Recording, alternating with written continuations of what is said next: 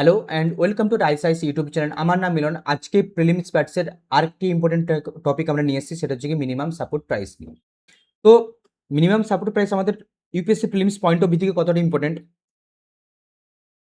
এটি হচ্ছে গিয়ে 2023-এর question. The government of India provides minimum support price for niger seeds. Niger is cultivated as a kharif crop. Some tribal people in India use Niger seeds oil for cooking. তো এখানে theme কি না, MSP plus খরিফ crop. খরিফ crop একদম basic জিনিস। এই কোশ্চেনটি কিন্তু অনেক স্টুডেন্ট ভুল করে দিয়ে এসছে এক্সামে, কারণ তাদের কাছে অ্যাপ্রোচ নেই যে এরকম কোশ্চেন তারা কিভাবে হ্যান্ডেল করবে। তো যদি তোমরা জানতে চাও যে এরকম টাইপের কোশ্চেন কিভাবে এক্সামে হ্যান্ডেল করতে হয়, তো তোমরা প্লিজ কমেন্ট সেকশনে জানাও,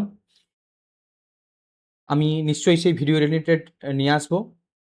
তো আমরা চলো শুরু করা যাক। আমাদের আজকের যে কনটেক্সট যেটা আছে এমএসপির, সেটা দিয়ে শুরু করব।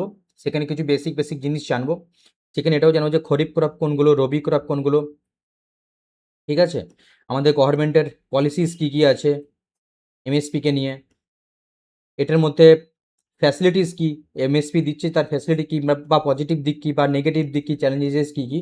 তো এইসব জিনিস মোটামুটি আমরা একটু ওভারভিউ একটু নিয়ে নেবো, যাতে এমএসপি নিয়ে যদি কোশ্চেন আসে তো আমরা সেটাকে যাতে অ্যাটেম্প করতে পারি। তো রিসেন্ট টাইমে কনটেক্সট কি না, কনটেক্সট হচ্ছে কি এটাই না, cabinet committee on economic affairs, cabinet committee on economic affairs announce the minimum support price for kharif crops for the 2026 and 27 session. আচ্ছা, এই cabinet committee on economic affairs এটা চেয়ার কে করে? এটা chaired by honourable prime minister himself. এটা গেল আমাদের একটা প্রথম ডেটা, এটা তোমাদের জেনে রাখা খুবই জরুরি। এরপর আমরা আসবো what is minimum support price. Minimum support price কনসেপ্টটা এসছে কেন? এটা কনসেপ্ট এই কারণেই এসছে, আমাদের যখন গ্রিন রিভলিউশন হয় তখন আমাদের প্রোডাকশন বেড়ে যায়, ঠিক আছে, প্রোডাকশন বেড়ে যায়, কিন্তু মার্কেটে ব্ল্যাক মার্কেটিং হতে খুব স্টার্ট করে। ব্ল্যাক মার্কেটিং, এবং ব্ল্যাক মার্কেটিং বা হোর্ডিংয়ের জন্য কি হতো যে আমাদের প্রাইস স্টেবিলিটি, প্রাইস স্টেবিলিটি সেটা ডিস্টেবিলাইজ হয়ে গিয়েছিল।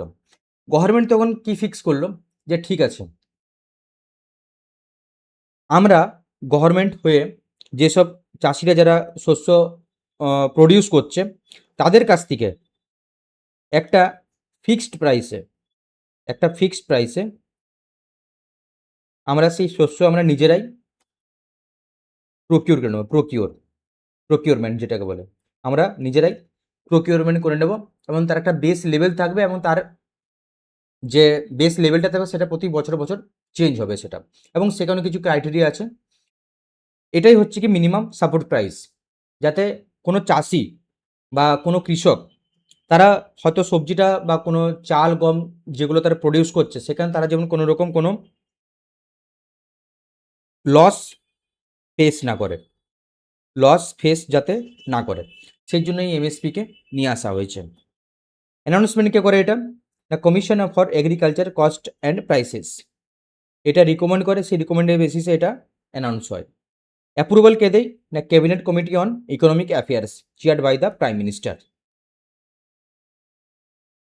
এটা হলো আমাদের এমএসপির বেসিক্স। এরপরে আসবো কতগুলো ক্রপস আমাদের এখানে কাভার আছে। 2018-তে একটা কোশ্চেন এসেছিল যে এমএসপির মধ্যে কোন কোন ক্রপসগুলো এমএসপি মধ্যে কাভার করে না, তার মধ্যে কাভার করে, সরি, সেখানে একটা ইয়ে ছিল কফি, অপশন ছিল একটা কফি। এটা 2018-এর পিওয়াইকিউ বলছি। তো আমাদের অ্যাটলিস্ট কিছু জেনে রাখা দরকার যে কোন কোন ক্রপসগুলো আসে বা না আসে, যদি ইন ফিউচারে এরকম যদি কোশ্চেন আসে যাতে আমরা এটা সেগুলো অ্যাটেন্ড করতে পারি।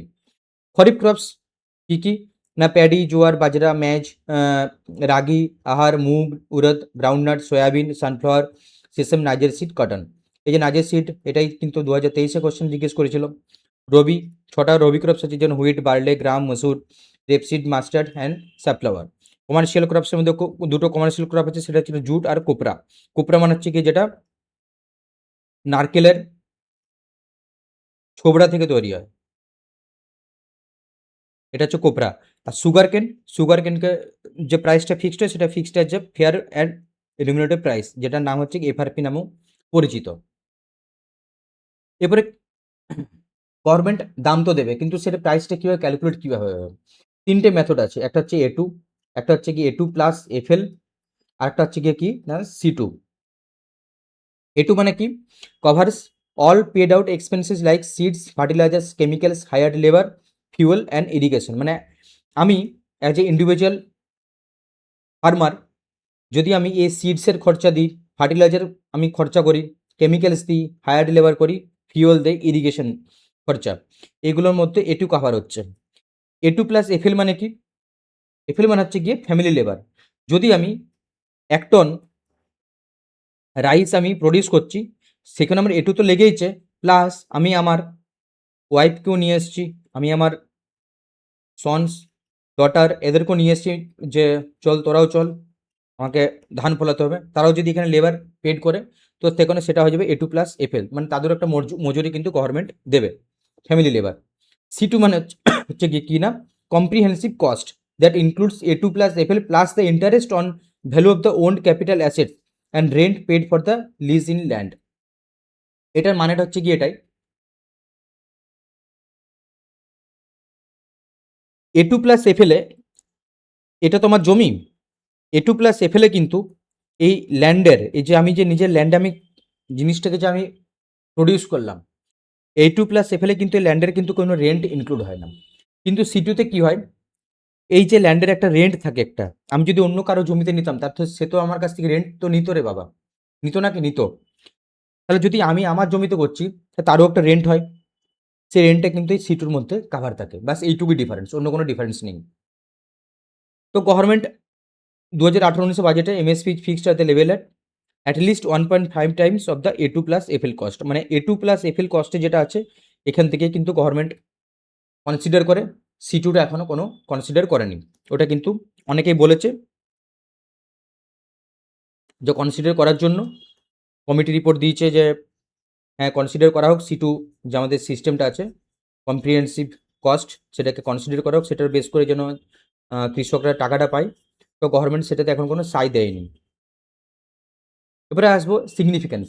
সিগনিফিক্যান্স কী কী না প্রাইস স্টেবিলিটি, যেটা তোমাদেরকে বললাম যে গভর্নমেন্ট ফুড নিজে প্রকিউর করছে মানে কি একটা প্রাইস স্টেবিলিটি থাকবে, সেখানে ব্ল্যাক হোর্ডিংয়ের মাত্রাটা কম হওয়ার চান্স কম থাকে, ফুড সিকিউরিটি থাকে, যেহেতু আমাদের প্রকিউর কে করছে আমাদের FCI করে, ফুড কর্পোরেশন অফ ইন্ডিয়া। এই চালকে কোথায় বাড়ায় না PDS, পাবলিক ডিস্ট্রিবিউশন সিস্টেম, সেখান থেকে কী হয় না ফুড সিকিউরিটি, যখন আমাদের যে স্কিম চলে যে প্রধানমন্ত্রী অন্নদাতা যোজনা, এই যে স্কিমগুলো চলছে এটা কিন্তু এই ফুড সিকিউরিটি থ্রুই হচ্ছে। ক্রপ ডাইভার্সিফিকেশন চলছে, মানে গভর্নমেন্ট দিচ্ছে 22 রকমের প্রোডাক্টের উপর, যদি এটা গভর্নমেন্ট যদি বলতো যে না এটা 6 রকম প্রোডাক্ট উপরে দেবো, তাহলে কি ডাইভার্সিফিকেশন হতো? না, হতো না। তাহলে যে 22 রকমের ক্রপস হচ্ছে সেরকম ডাইভার্সিফিকেশনের জন্যই হচ্ছে। ইনফর্মড সোয়িং, এখানের মধ্যে কিছু ইস্যু আছে, চ্যালেঞ্জেসও আছে, কারণ আমরা দেখেছিলাম 2023-24-এ আমাদের এমএসপি নিয়ে আমাদের পার্লামেন্টে খুবই একটা বড় ডিবেট হয়েছিল যে এমএসপিকে ইনক্লুড করা হোক এবং সমস্ত প্রোডাক্টেই দেওয়া হোক।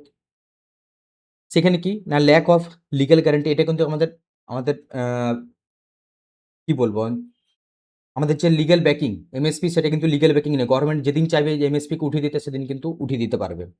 রিজনাল ইমব্যালেন্স, সবথেকে বেশি এমএসপি পায় Northern states, specifically Punjab, Haryana, Uttar Pradesh, ঠিক আছে? সবথেকে কম পাই কোথায়? নর্থ ইস্টার্ন স্টেটস, ঠিক আছে? তারপর সাউদার্ন কিছু স্টেটস, এগুলো কিন্তু এমএসপি কম পায়।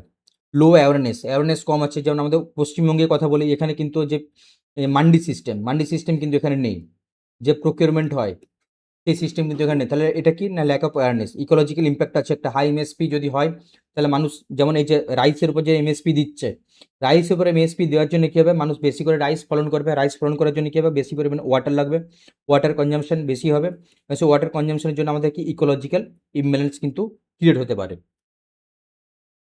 তো এইগুলো আমাদের আজকে কনটেক্সট বা কন্টেন্ট। এখান থেকে একটা প্রিলিমস প্র্যাকটিস কোশ্চেন দেওয়া আছে, তোমরা এটা প্র্যাকটিস করে নিও। এই কন্টেন্ট যদি তোমাদের ভালো লেগে থাকে প্লিজ বন্ধুদের শেয়ার করে দিও। আর এক্সামে বেসিকটুকু জেনে রাখা খুবই জরুরি। সেজন্য তোমাদেরকে বেসিক জিনিসটা তোমাদেরকে বলে দিলাম। আশা করি তোমরা বুঝতে পেরেছো এবং তোমাদের মাথায় এটা ঢুকে গেছে এটা। অসংখ্য ধন্যবাদ এই সেশনটি অ্যাটেন্ড করার জন্য। Thank you so much.